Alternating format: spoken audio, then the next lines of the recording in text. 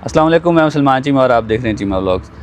रात को आपने देखा होगा वीडियो में कि हम होटल में चेक इन किए थे और खाना शाना खा के हम वापस इधर ही आ गए थे। अब सुबह 8:30 का टाइम है, हम चेकआउट कर चुके हैं। अब इधर से हम सीधा जाएंगे आखन। स्टॉलबैग से आखन कोई ज़्यादा दूर नहीं, 15 से 20 मिनट लगते हैं। और फिर उसके बाद हमने फॉल्स जाना है। दोनों जगह आपको दिखाते हैं, ख़ुद भी देखते हैं। So let's go.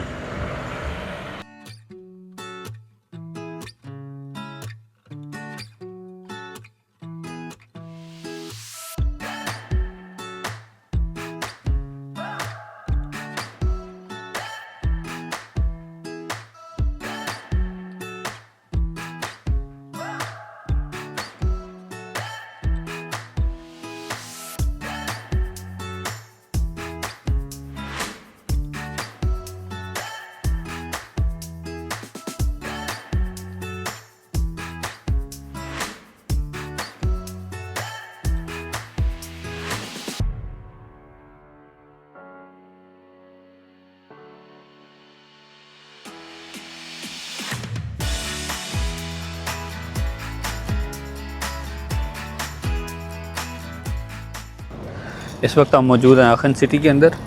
और अगर एग्जैक्ट बताऊं तो आखन स्टार्ट मीटे में वो सामने आपको पार्क हाउस नज़र आ रहा है। उस पार्क हाउस के अंदर गाड़ी पार्क की है और उसके साथ ही एक ये डॉम है, यानी कि चर्च, और इसके साथ एक स्कूल भी है। पहले हम चर्च के अंदर जाते हैं और देखते हैं ये किस तरह का। ये वो वाला चर्च नहीं है टेक्निकली जो आखन का फेमस चर्च है, जो कोलन चर्च की तरह है, लेकिन ये भी एक चर्च है। तो पहले हम इसके अंदर जाते हैं, इसको देखते हैं किस तरह का है।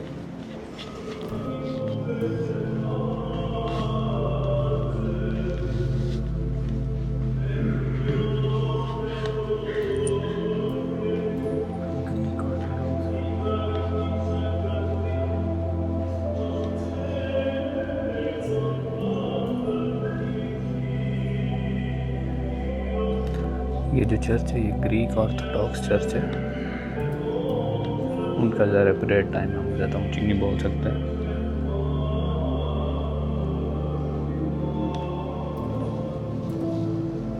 मेरा ख्याल है वो ग्रीक लैंग्वेज के अंदर ही अपनी प्रेयर कर भी रहा।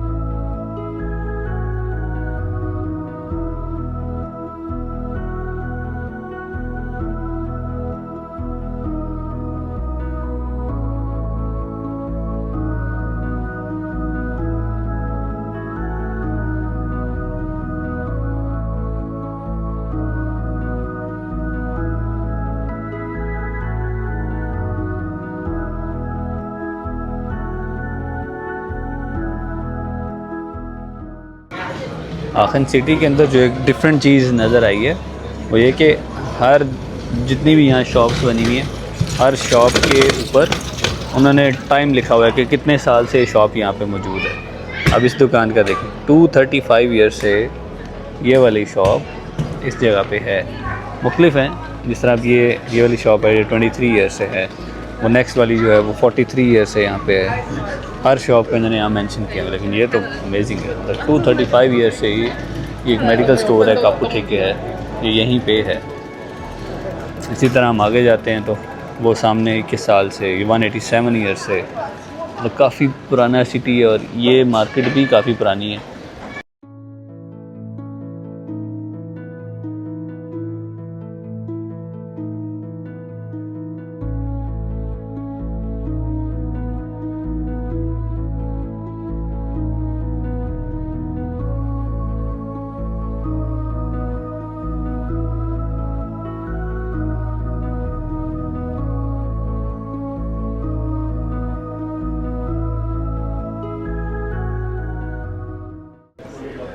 इस चर्च को आखिर के अंदर 1226 ईयर्स हो गए हैं और 1978 के अंदर इसको यूनेस्को वर्ल्ड हेरिटेज के अंदर भी डाल दिया गया था। ये बना था ईयर 798 के अंदर ऑलमोस्ट, और यहाँ इसकी सारी डिटेल भी लिखी हुई है। इमेजिन करें कि आखन सिटी जो है वो इससे भी पुराना है, यानी 798 से भी पुराना आखन सिटी है, और तब से ये चर्च जो है इस शहर के अंदर बनाया गया।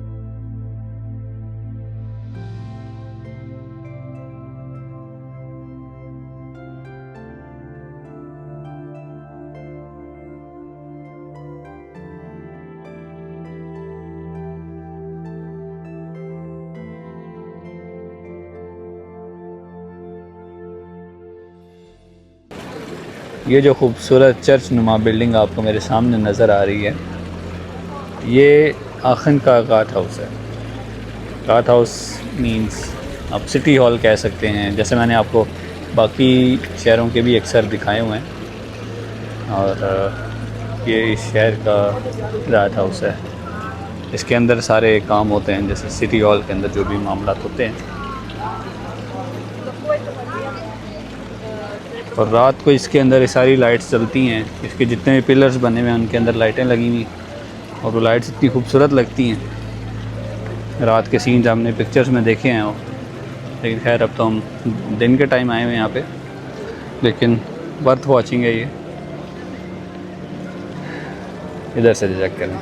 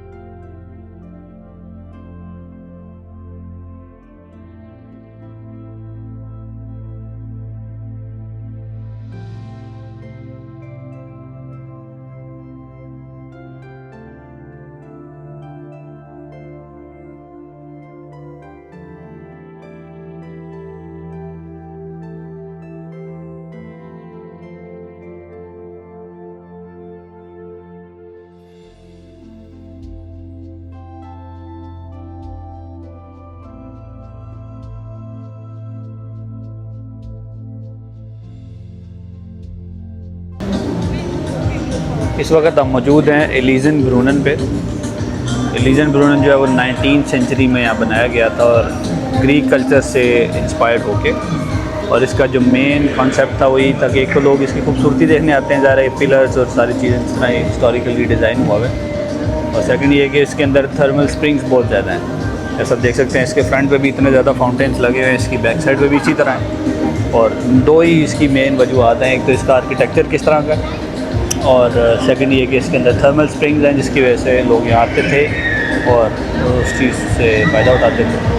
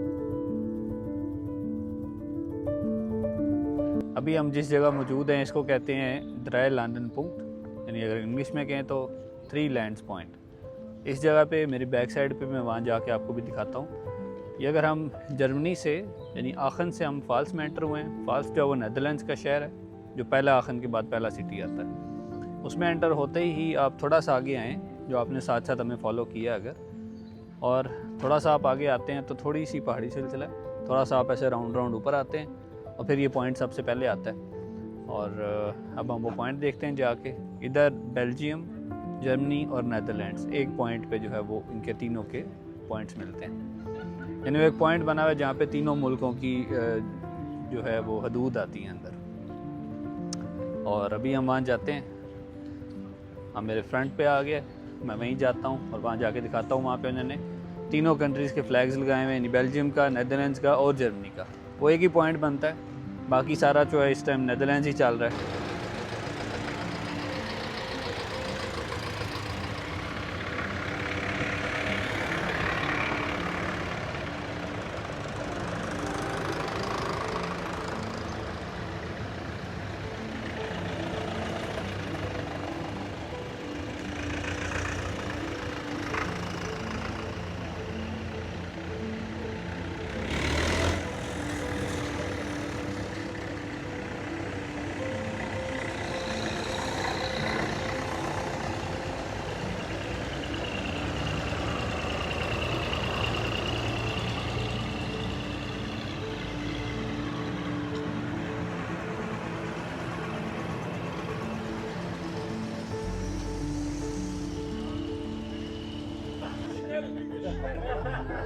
Oh, maar dat kan ik ook nog.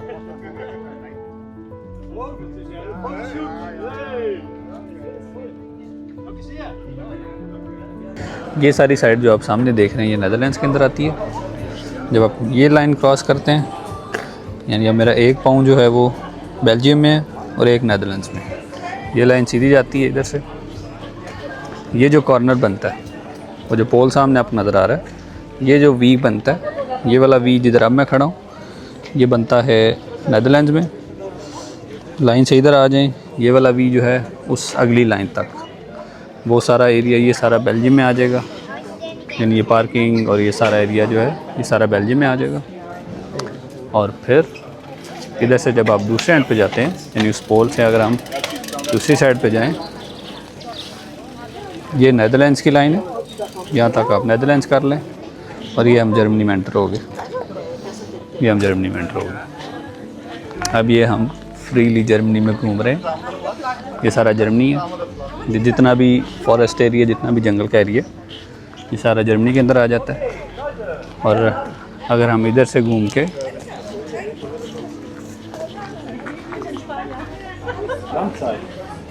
यहाँ तक जर्मनी, और ये हम दोबारा बेल्जियम के अंदर एंटर हो गए। अब ये सारा जो एरिया है ये फिर सारा बेल्जियम के अंदर आ जाता है। उस जगह पर उन्होंने तीनों कंट्रीज़ के फ्लैग्स लगाए हुए हैं, तो वहाँ पे जाके अपने अपने फ्लैग के साथ खड़े होकर पिक्चर्स बनाते हैं। हम भी बनाते हैं यहीं पे। देखिए यहाँ पे बी लिखा हुआ है फॉर बेल्जियम, उधर NL लिखा हुआ था। ये 3 फ्लैग्स। जब जर्मनी में एंटर आते हैं, यहाँ पे डॉइचलैंड का D लिखा हुआ है। सो ये पॉइंट है।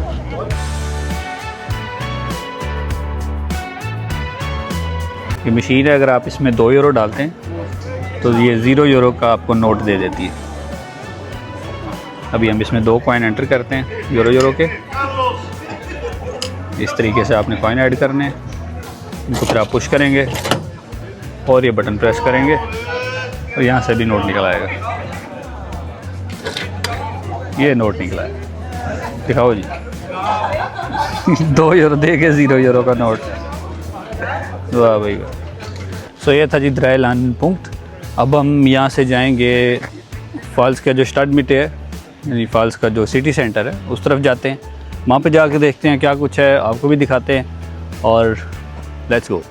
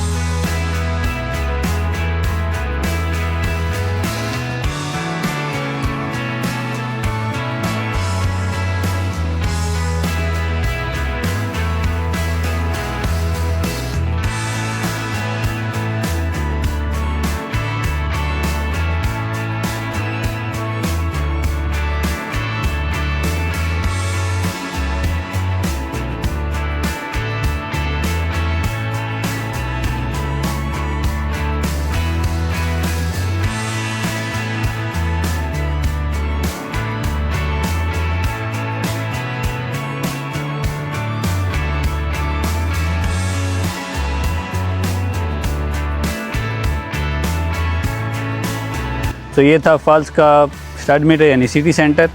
आई होप आपने इस वीडियो को भी एंजॉय किया होगा जैसे आपने पिछली वीडियोस को एंजॉय किया है। इंशाल्लाह मिलेंगे आपसे अगली वीडियो में। हमें दीजिए इजाज़त, तब तक के लिए अल्लाह हाफ़िज़।